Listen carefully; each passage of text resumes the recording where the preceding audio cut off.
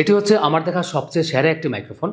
আর মাইক্রোফোনটি হচ্ছে স্যামসাং কোম্পানির এবং মডেল হচ্ছে C01u Pro। এবং এই মাইক্রোফোনটি আমি গত 4 থেকে 5 বছর যাবৎ ইউজ করছি। তো আপনারা অনেকে আমাকে কমেন্ট করেছেন যে আমি কোন মাইক্রোফোন ইউজ করে ভয়েস রেকর্ড করি, তাই ভাবলাম যে আপনাদের সাথে শেয়ার করা উচিত আমি কোন মাইক্রোফোন ইউজ করে ভয়েস রেকর্ড করি। তবে তার আগে একটি কথা বলতেই হয় যে আপনি যত দামি মাইক্রোফোনই কিনেন না কেন, আপনি ততক্ষণ পর্যন্ত একটি প্রফেশনাল মানের ভয়েস আউটপুট পাবেন না যতক্ষণ না পর্যন্ত আপনি আপনার ভয়েসকে একটি ভালো মানের এডিট করতে পারেন। তবে এ কথা ঠিক যে আপনি একটি ভালো মাইক্রোফোন কিনলে একটা স্মুথ ভয়েস রেকর্ড করতে পারবেন, কিন্তু আপনি একটি স্টুডিও কোয়ালিটির প্রফেশনাল ভয়েস পেতে হলে অবশ্যই কিন্তু আপনাকে ভয়েস এডিট করতে হবে। তো বর্তমানে আমি যে মাইক্রোফোনটি দিয়ে ভয়েস রেকর্ড করছি এটি হচ্ছে হলিল্যান্ডের ওয়্যারলেস একটি মাইক্রোফোন।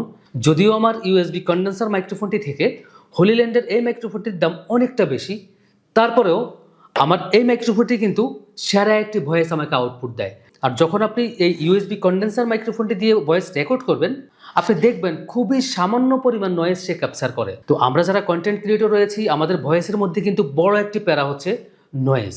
আপনি যে রুমে বসে ভয়েস রেকর্ড করবেন সেই রুমে হয়তো ফ্যান চলে অথবা আপনার এসি চলে। তো আপনার ফ্যান হোক অথবা এসি হোক অথবা আপনি আউটডোরে কোথাও যদি ভয়েস রেকর্ড করেন, সেখানে কিন্তু হিউজ পরিমাণে নয়েজ ক্যাপচার করে যে কোনো মাইক্রোফোন, আমি এটা দেখেছি।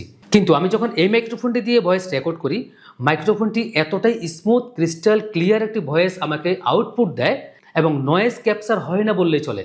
তো আমি এই ভিডিওতে আপনাদেরকে ভয়েস রেকর্ড করে দেখাবো মাইক্রোফোনটি দিয়ে যে এই মাইক্রোফোনটি কতটা স্মুথলি একটি সফট ভয়েস আপনাকে দিতে পারে। তো তার আগে আমি আপনাদেরকে দেখাবো যে এই মাইক্রোফোনটির সাথে আপনি কি পাবেন। তো আমি বক্সটিকে একটু খুলে নিচ্ছি।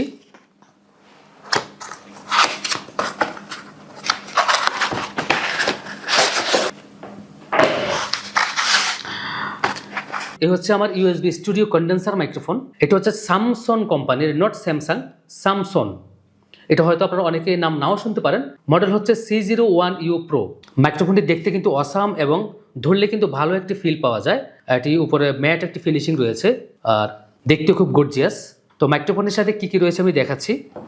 একটি কেবল রয়েছে যেটি প্রায় 1.5 মিটার লম্বা এবং একটি স্ট্যান্ড রয়েছে যেটি আপনি আপনার টেবিলের মধ্যে মাইক্রোফোনটিকে রেখে ভয়েস রেকর্ড করতে পারবেন। আমি একটু লাগিয়ে দেখাচ্ছি আপনাদেরকে। প্লাস মোটামুটি মাইক্রোফোনটি সেট আপ করা হয়ে গেছে। এখানে আরও একটি মাউন্ট দেওয়া রয়েছে, যদি আপনি আপনার মাইক্রোফোনটিকে অন্য কোনো স্ট্যান্ডের সাথে অ্যাডজাস্ট করতে চান তাহলে পারবেন। যেমন আমি আরেকটি স্ট্যান্ড ইউজ করি, আপনাদেরকে দেখাচ্ছি। এই স্ট্যান্ডটির সাথে যখন আমি মাইক্রোফোনটিকে কানেক্ট করি তখন কিন্তু প্রথমে মাউন্টটিকে আমার অ্যাডজাস্ট করে নিতে হয়।